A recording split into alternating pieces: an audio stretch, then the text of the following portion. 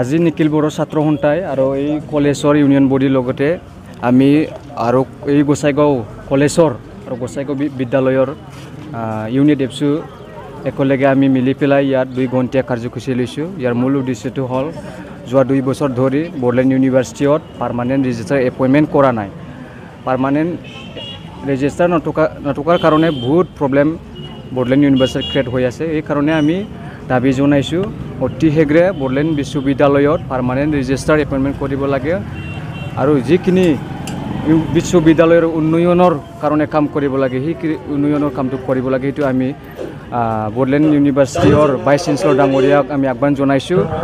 যোৱা 2 বছৰ ধৰি এই বড়োলেণ্ড বিশ্ববিদ্যালয়ত যিখিনি মানে ইলিগেল কাম হৈ আছে এই ইলিগেল কামটো ভাইচ চেঞ্চেলৰ ডাঙৰীয়া নিজৰ মানে ডিচিশ্যন লৈ নিজৰ ব্যক্তিত্বৰে লল প্লে কৰি তেওঁলোক কৰি আছে। সেইকাৰণে আমি তীব্ৰ ভাষাৰে আমি গৰিহণা দিছোঁ যে ভাইচ চেঞ্চেলৰ লাইছৰাম লাডু সিং ডাঙৰীয়ানে অতি শীঘ্ৰে বড়োলেণ্ড বিশ্ববিদ্যালয়ত পাৰ্মানেণ্ট ৰেজিষ্ট্ৰাৰ দিব লাগে আৰু পাৰ্মানেণ্ট ৰেজিষ্ট্ৰাৰ এপইণ্টমেণ্ট কৰা যিখিনি প্ৰক্ৰিয়া আছে এই প্ৰক্ৰিয়াৰ মাজেৰে পাৰ্মানেণ্ট ৰেজিষ্ট্ৰাৰটো এপইণ্টমেণ্ট কৰি ল'ব লাগে। সেইটোৱে আমি দাবী জনাইছোঁ।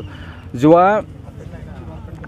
ফাইনেন্স অফিচাৰ তেওঁ নিজে এপইণ্টমেণ্ট দিছে, অলৰেডি এপইণ্টেড কৰা হ'ল। যি মানে ব্যক্তিয়ে এলিজিবল নাছিল সেই ব্যক্তিক তেওঁ মানে নিযুক্তি দিয়া হ'ল। তাৰ কাৰণে আমি চৰকাৰৰ ওচৰত দাবী জনাইছোঁ যে অতি শীঘ্ৰে এইটোৰ ওপৰত মানে তদন্ত হ'ব লাগে আৰু এলিজিবল কেণ্ডিডেটটো মানে এপইণ্টমেণ্ট পাব লাগে।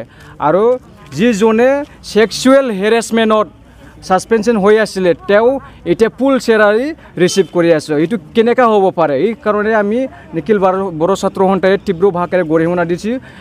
তেনেকুৱা ঘটনাটো হ'ব নালাগে। এখন এই বিশ্ববিদ্যালয় হয়, এই বিশ্ববিদ্যালয়ৰ বহুত ছাত্ৰ ছাত্ৰীসকলে পঢ়ি আছে। এই বিশ্ববিদ্যালয় আমাৰ এই বিটিআৰ অঞ্চলৰ এখন মানে ভাল অনুষ্ঠান, যি অনুষ্ঠান দ্বাৰা আমি মানে ভাল ব্যক্তিক পাবলৈ সক্ষম হ'ম এইটো আমি বিচাৰে।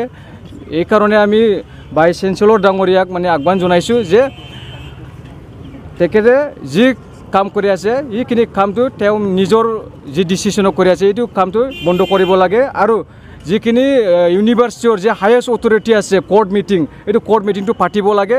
কোৰ্ট মিটিং নপতাকৈ তেওঁ মানে নিজৰ নিচিনা মানে কি কয় এইটো ডিচিশ্যন লৈ কাম কৰি আছে আৰু এক্সিকিউটিভ কাউন্সিলৰ যিখিনি আলোচনা হ'ব লাগে সেইখিনি আলোচনাটো হোৱা নাই। আমি যোৱাবাৰত বহুত বাৰ আলোচনা কৰিছিলোঁ ভাইচ চেঞ্চেলৰ